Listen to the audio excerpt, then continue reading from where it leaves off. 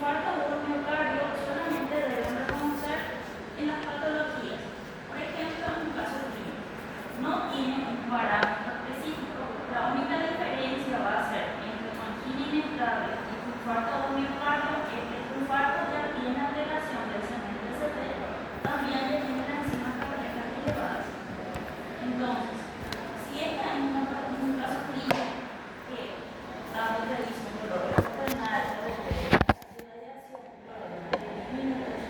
como diagnóstico presuntivo tenés dos opciones: angina inestable e infarto agudo miocardio. ¿Qué vas a solicitar? Ahí vas a poner enzima cardíaca, electrocardiograma para diagnóstico definitivo.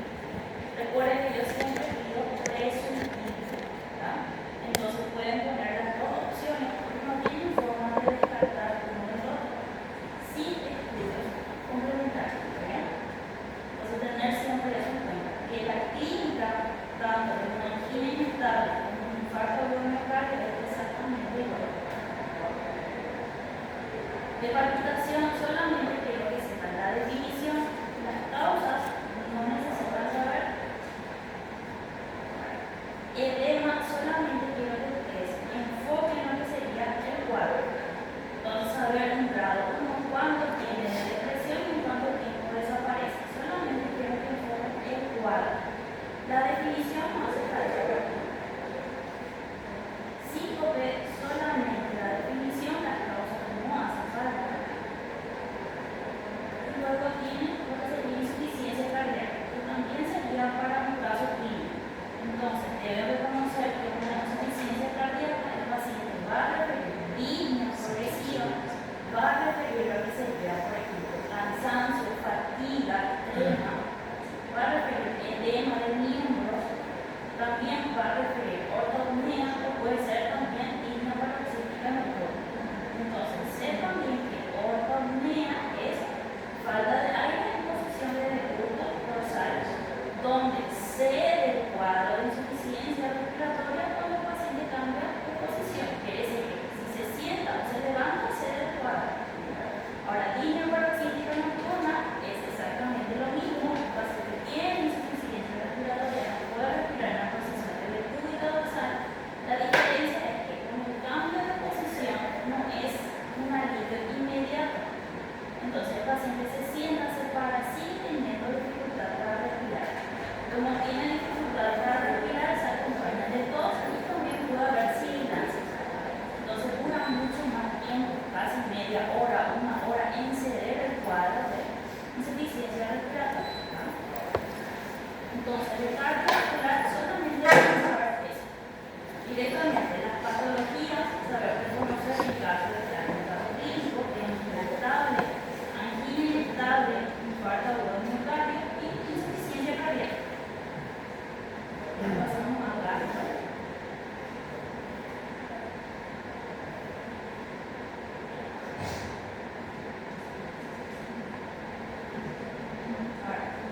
Del gasto intestinal, lo primero también es saber cuáles son las más frecuentes: dolor abdominal, náuseas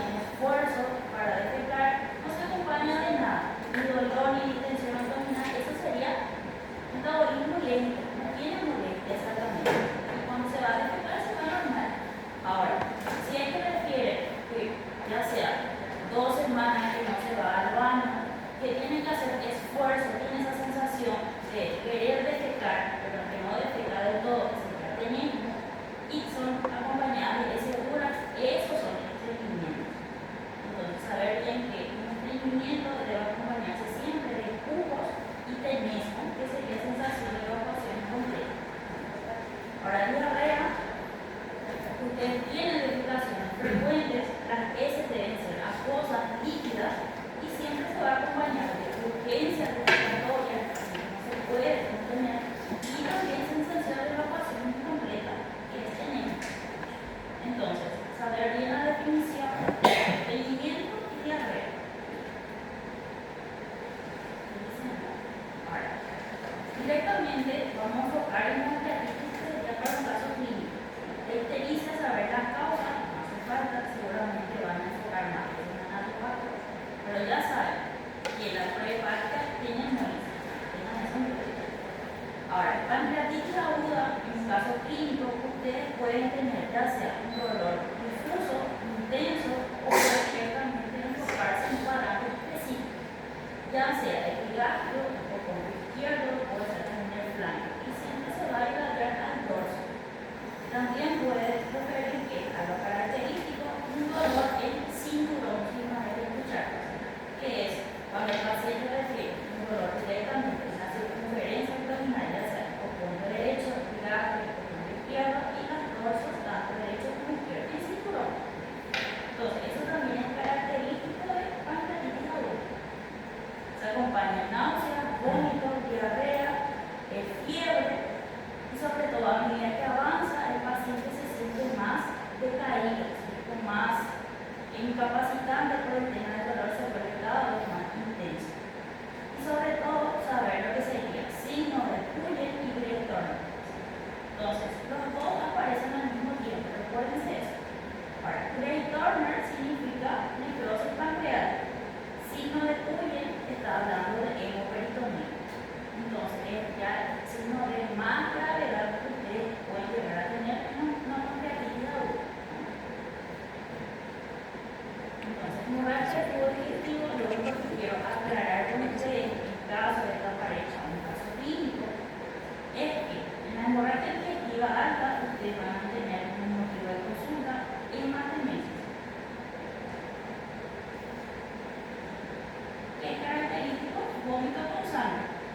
Ahora, hemorragia digestiva baja, ustedes pueden tener rectorragia.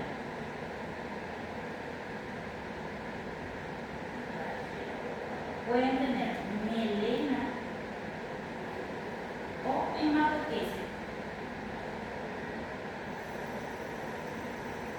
Entonces, estos tres motivos de consulta pueden estar asociados a hemorragia digestiva baja en caso de que aparezca en un caso clínico. Entonces, saber bien que rectorragia y tanto hematoquesia te habla de un sangrado activo, un sangre fresca. Melena te está hablando de un sangrado anterior, antiguo. Hematemesis, sangrado activo también. Y por último, tienen úlcera péptica, donde ustedes solamente deben diferenciar lo que sería una úlcera gástrica de una úlcera duodenal en caso que aparezca en el caso clínico. Entonces, una úlcera duodenal va a tener dolor en ayunas y una úlcera gástrica va a tener dolor después de la ingesta. Entonces, tener bien eso en cuenta. ¿En qué momento aparece más dolor? Entonces, ahí ustedes la diferencia de lo que sería gástrico y duodenal en una patología de úlcera. Entonces, eso sería todo el contenido que ustedes tienen que enfocar. Con la delegada ya les envié lo que sería los hitos, bien separado lo que sería cardiovascular y gástrico. Ahora, los casos clínicos, no me dio el tiempo el fin de semana para preparar, entonces directamente voy a hacer un PDF ya de los casos clínicos y uno de esos voy a seleccionar y va a aparecer en la final. Pero eso les voy a pasar a ustedes, ya sea mañana o el jueves. Entonces, ustedes ya van a tener disponible, solamente van a tener que leer cada caso clínico, identificar y saber qué método de entonces va a haber tanto cardiovascular y también gástrico. Y eso sería todo el contenido. Entonces, va a contar de selección múltiple, falso verdadero, y un caso clínico donde va a haber dos respuestas. Ustedes tienen que desarrollar que sería el diagnóstico presentido y lo que sería también método complementario de diagnóstico. Solamente eso. ¿Alguna duda?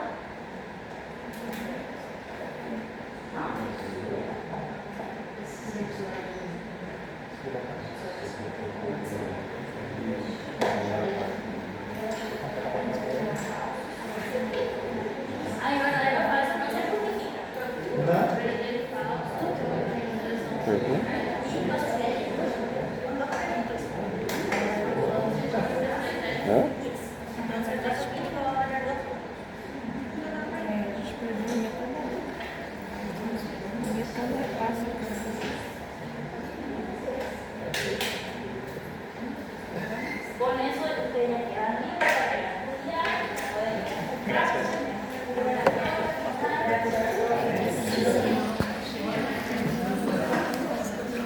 sí.